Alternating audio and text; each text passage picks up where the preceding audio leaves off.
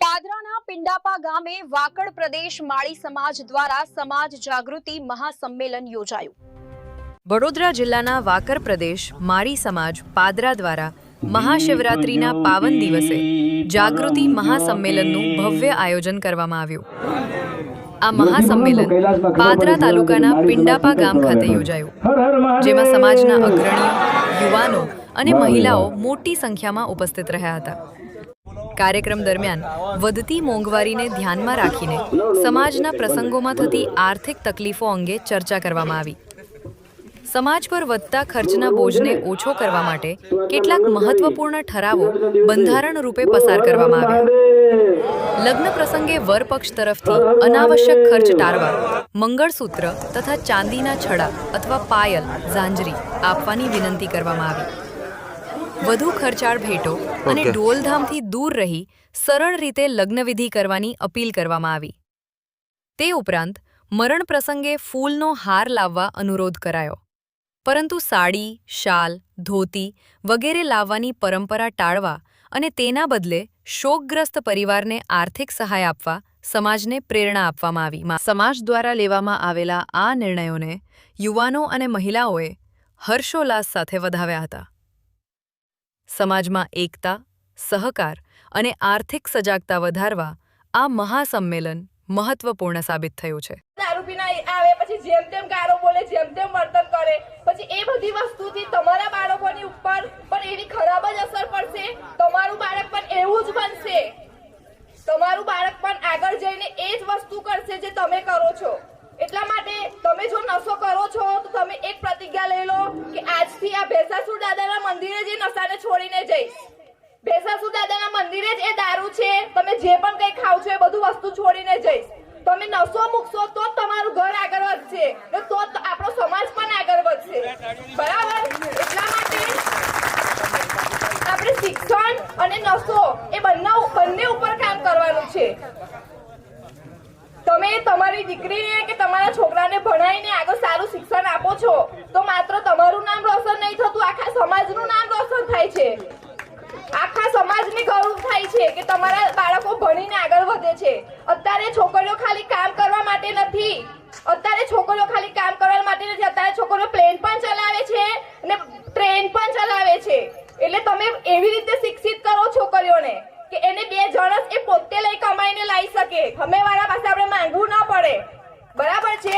એ પોતે લાવીને આપી શકે છે। આપણે અત્યારે જોઈએ કે દીકરીઓને આપણે જે ભણાવીએ છીએ, હું અત્યારે MA BEd કરેલી છું, અત્યારે મેં ભણી છું। વાકડ પ્રદેશ માળી સેવા સમાજ દ્વારા આજે વિશાળ એક મહાસંમેલન બોલાયેલું, જેમાં સમાજમાં લગ્ન પ્રસંગે કન્યા પક્ષ તરફથી જે જણસની માંગણી થતી હોય છે તેના સંબંધમાં સુધારો કરવા આજની આ બૃહદ સમાજમાં ઠરાવ કરવામાં આવ્યા। 2 નિર્ણયો કર્યા અને 2 નિર્ણયોની વાત આજે તમારી સામે રજૂ કરતા આનંદની લાગણી અનુભવું છું। જેમાં જણસ જે આપવામાં આવે છે એમાં કુલ 2 જણસ હવે પછીથી આપવી, જેમાં નંબર 1 30 ગ્રામનું ચાંદીનું મંગલસૂત્ર, બીજી જણસ 250 ગ્રામ ઝાંઝરી અથવા તો છડા ચાંદીના આપવા આવું નક્કી થયું છે અને સમાજે સહર્ષ વધાવી લીધું છે। બીજો એક ઠરાવ જે થયો છે તેમાં મૃતદેહ ઉપર આપણા સમાજના લોકો એમની ભાવના વ્યક્ત કરવા માટે ફૂલોની મોટી ચાદર, સાડીઓ, ધોતી વગેરે જેવા કપડાં ઓઢાડે છે અને એ ભાવના વ્યક્ત કરતાં જુદું થાય છે અને ખોટો ખર્ચ થાય છે। એ ખર્ચમાંથી બચવા માટે હવે પછી એ સદંતર વ્યવસ્થા બંધ કરવાનું આજની સભાએ ઠરાવ્યું છે અને એ પ્રથા બંધ કરીને તે મૃતદેહના સામે કોઈ વસ્તુ ન આપતા તે પરિવારજનોને આર્થિક સહાય કરી શકાય એવું પણ ઠરાવમાં નક્કી કર્યું છે।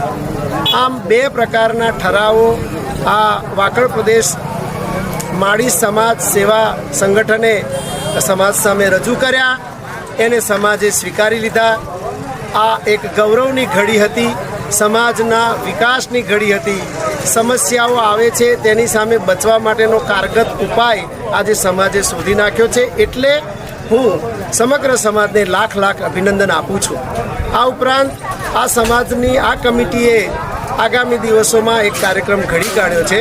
ફરી એક આવું સંમેલન થશે જેમાં સમાજના બેન દીકરીઓ માટે ખાસ કરીને લગ્ન વ્યવસ્થા માટે સમૂહ લગ્નનું આયોજન પણ થવા જઈ રહ્યું છે. તેમાં પણ માળી સમાજ સાથ સહકાર આપે અને એમાં ઉમંગભેર ભાગ લે એવી અપીલ પણ કરું છું.